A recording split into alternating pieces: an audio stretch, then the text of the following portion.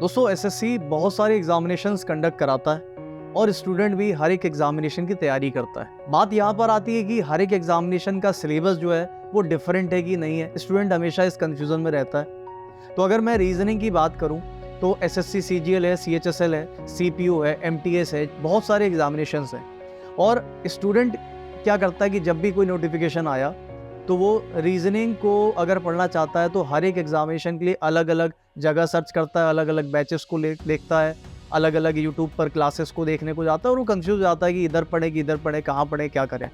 तो मैं आप लोगों को एक सिंपल एक फंडा बताता हूँ। देखिए, आप सबसे पहले तो अपने दिमाग में एक बात डाल दीजिए कि एसएससी के किसी भी एग्जामिनेशन के लिए रीजनिंग का जो सिलेबस है वो पूरा का पूरा डिक्टो सेम होता है। रीजनिंग का सिलेबस डिफरेंट नहीं है, डिफरेंट है तो उसका paper pattern, number of questions, उसकी डिफिकल्टी लेवल और एग्जाम का पैटर्न, इनको डिफरेंस किया हुआ है। सीजीएल का अलग है, मान लीजिए 25 क्वेश्चन है।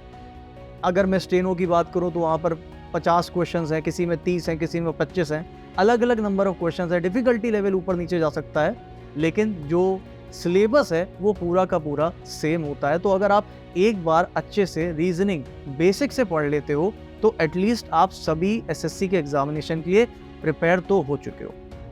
तो मैम, आप क्या सोचती हैं इंग्लिश के बारे में? सर, इंग्लिश को लेके भी ना एकदम सेम है। अब स्टूडेंट्स का क्या होता है, स्टूडेंट्स ये पूछते हैं अक्सर, जो बच्चों का सवाल होता है वो ये सवाल होता है कि मैम एमटीएस का एग्ज़ाम है तो क्या इंग्लिश हल्की आएगी, मतलब इजी क्वेश्चंस आएंगे। सीएचएसएल का एग्ज़ाम है तो मुश्किल, थोड़ा सा लेवल अप हो जाएगा। सीजीएल का एग्ज़ाम है तो बहुत मुश्किल आएगा। तो ये ऐसा कुछ भी नहीं है। जो बच्चे ऐसा सोचते हैं, ये जिन भी स्टूडेंट्स को इस तरह का कन्फ्यूजन है, पहले तो अपना यही डाउट क्लियर कर लीजिए। ऐसा कुछ भी नहीं है। आप लोगों ने भी ये चीज़ देखी होगी, एग्ज़ाम को एनालाइज किया होगा और बाकी टीचर्स से भी ये चीज़ सुनी होगी। एमटीएस में कई बार ऐसे क्वेश्चंस देखने के लिए मिले हैं जो आपके सीजीएल में भी नहीं पूछे गए। सीएचएसएल का लेवल भी आपको बहुत अच्छा यहाँ पर देखने के लिए मिलता है। तो अगर आप एसएससी की किसी भी एग्ज़ाम की तैयारी कर रहे हैं, चाहे वो एमटीएस है, चाहे वो सीएचएसएल है, चाहे वो सीजीएल है, सीपीओ है या और कोई एग्ज़ाम है, लेवल आपका ऑलमोस्ट सेम रहेगा। चीज़ें आपको ऑलमोस्ट सेम पढ़नी है। वही चीज़ें ग्रामर, वोकैबुलरी, कॉम्प्रिहेंशन, तीनों चीज़ें पढ़नी है और तीनों में सेम ही लेवल आपको यहाँ पे लेके चलना है। एमटीएस के स्टूडेंट को भी सीजीएल लेवल का पढ़ना पड़ता है। तो बच्चों, इस चीज़ को अपने दिमाग से निकाल दीजिए कि लेवल का कोई डिफरेंस नहीं है, ठीक है। बस जब भी आप किसी भी एग्ज़ाम की तैयारी कर रहे हैं, बहुत अच्छे से कीजिए, डेडिकेटेड होकर कीजिए और सभी चीज़ों पे इक्वली फोकस रहिए। चाहे वो ग्रामर है, चाहे वो वोकैबुलरी है, चाहे वो कॉम्प्रिहेंशन है इंग्लिश को, लेकिन मैं यही आप लोगों से कहूँगी। अब साइंस के बारे में हम आपको बताएंगे कि साइंस को लेके बच्चों को किस तरह का कन्फ्यूजन होता है। वो कन्फ्यूजन मैम दूर करेंगी आपका। बिल्कुल। तो जैसा सर ने और मैम ने काफ़ी अच्छे से आपको बताया, उसी प्रकार से अगर मैं साइंस की बात करूं तो साइंस में भी हमें एक डर रहता है कि मैम, पहली चीज़ तो हम इतने न्यूमेरिकल्स, इतने फॉर्मूले, साइंस में बायो के अंदर इतने सारे डिफिकल्ट वर्ड्स होते हैं, इन्हें याद करें या सीरियसली हमें याद करने की ज़रूरत नहीं है, थोड़ा बहुत पढ़ के चले जाएं, काम हो जाएगा। क्योंकि कई बार जब जीएस सेक्शन की बात आती है तो आपके मन में होता है, यार ये जीएस अकेला ही इतने सारे सब्जेक्ट्स को कवर किए हुए है, अब मैं इसमें कौन सा सब्जेक्ट पढ़ूँ। मैंने हिस्ट्री नहीं पढ़ी है, या मैं आर्ट्स बैकग्राउंड से हूँ, या मैं साइंस बैकग्राउंड से रहा हूँ, तो क्या मुझे सारे ही सब्जेक्ट्स पढ़ने पड़ेंगे? तो देखिए, सब्जेक्ट तो हर एक इम्पॉर्टेंट है। आप चाहें देखें तो साइंस के अंदर भी हमें 7 से 8 सवाल देखने को मिल जाते हैं। अब वो हर क्वेश्चन के अंदर आपको कुछ बायो के भी होंगे, 3 से 4 आपको केमिस्ट्री के दिखाई देंगे, फिजिक्स भी है। तो आपको तीनों ही सब्जेक्ट्स पे अपनी इक्वल कमांड रखनी है।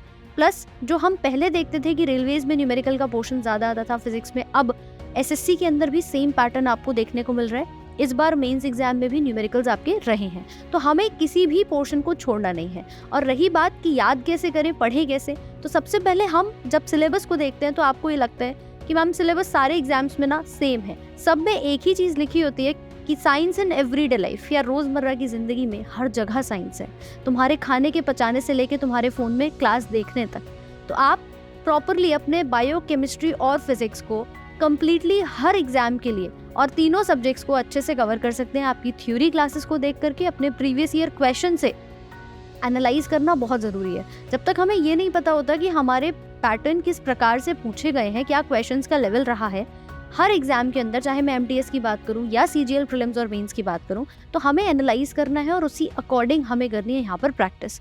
लेकिन प्रैक्टिस तो देखिए, सर भी आपको रीजनिंग की करा रहे हैं, मैम भी आपको इंग्लिश की करा रही हैं, बट मैम आप एक अल्टीमेट सोल्यूशन बताइए। बच्चे बहुत परेशान रहते हैं कि आखिर ये प्रैक्टिस ओवरऑल अगर हमें करनी है हर सब्जेक्ट की, तो कहाँ से की जाए और कैसे की जाए? देखिए मैम, क्या होता है ना कि कोई भी अगर स्टूडेंट है तो कभी भी ना किसी एक एग्ज़ाम की तैयारी नहीं कर रहा होता।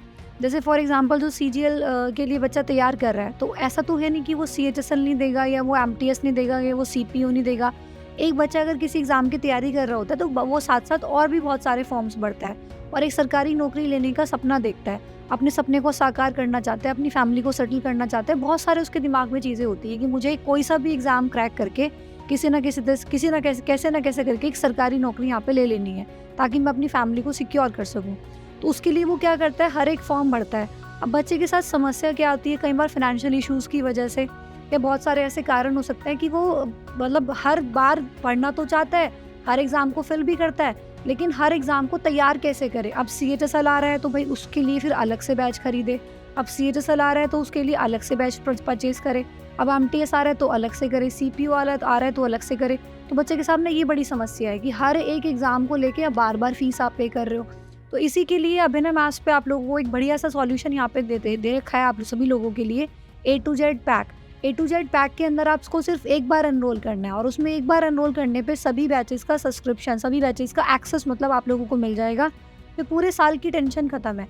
कोई भी अगर यहाँ पे आपका एग्ज़ाम आ रहा है तो आपका उसका एक्सेस आपके पास होगा और आप आराम से बैठ के वहाँ पे पढ़ सकते हैं। तो पूरे साल की कोई भी टेंशन नहीं है। आप देख सकते हैं कि उसमें MTS, CHSL, CGL, CPO, steno, Delhi police, हर एक बैचेस उसके अंदर है। ये आपके प्रॉब्लम को सॉल्व कर सकता है और आने वाले सभी कॉम्पिटिटिव एग्जाम्स में आपको सिलेक्शन दिला सकता है और आप एक अच्छी जॉब यहाँ पे ले सकते हैं।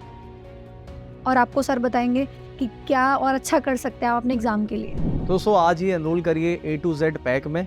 आपके SSC के सारे एग्जामिनेशन का सोल्यूशन वहाँ पर है, वन स्टॉप सोल्यूशन है। आप एनरोल करिए और डिस्क्रिप्शन में आपको लिंक दिया हुआ है। और अगर आपके माइंड में अभी भी कोई डाउट्स हैं तो आप कमेंट्स में वीडियो के डालिए, हमारी टीम उस पर ज़रूर काम करेगी। Thank you so much.